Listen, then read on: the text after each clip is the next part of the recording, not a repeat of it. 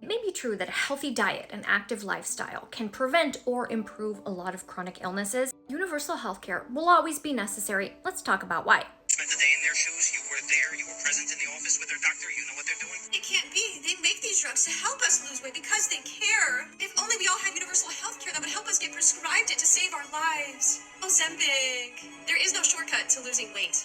People need to fix their relationship with food and relationship with themselves. Hi, I'm a dietitian who's been helping people improve their relationship with food and get healthier for over a decade now, and this man that you insulted, poorly at that, is a friend of mine. We're going to discuss this idiotic rant about how this individual believes that people don't need universal health care because then they'll use that to get Ozempic and taking shortcuts to get healthy, and that has side effects. And instead of health care, people just need to fix their relationship with food and themselves because our obesity problem will not be solved with shortcuts and lies. You see, friends, universal healthcare is always going to be necessary, whether weight loss drugs are in the picture or not. And simplifying the necessity of healthcare down to one drug either tells me that this person doesn't care about people's health or just doesn't understand it. Here's why, in a very condensed manner. Even if someone has a healthy diet, lifestyle, etc., preventative care is always going to be necessary.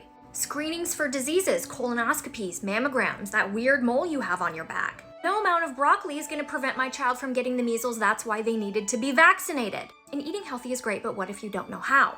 And even when people do all the right things, diet and lifestyle-wise, things still happen that necessitate the need of healthcare. People get cancer. Children get cancer. Heck, Bob Harper, the Biggest Loser trainer, had a widowmaker at 51 and almost died. And all of us are one bad day away from a disability, injury, accident, illness. A car in oncoming traffic does not care how many times you went to the gym and how nice your abs are. And this person also mentions being a bodybuilder. I wonder how many people in that community have ever had any mental health struggles or needed a therapist, because I believe they deserve those resources without having to pay hundreds of dollars out of their pocket, and that's what universal health care is for. And to conclude with Ozempic, yes, it has side effects and patients need to know the risks of that before taking this. I had a client start taking Ozempic and he told me that for the first time in his entire life, he wasn't thinking about food or eating every single minute of every single day. How do you improve your relationship with food when it's all you can think about? It's like trying to get over an ex, but instead of being able to cut them off, they're following you everywhere you go, and you're trying to go on a date with somebody new and your ex is sitting next to you in the booth whispering sweet nothings in your ear and doing that thing you like. For some people, this is what helps them improve their relationship with food because they no longer have to revolve their entire life around it. It's not for everybody, but it can be really useful for some, and it's not your job to judge what decision is right for them and their health.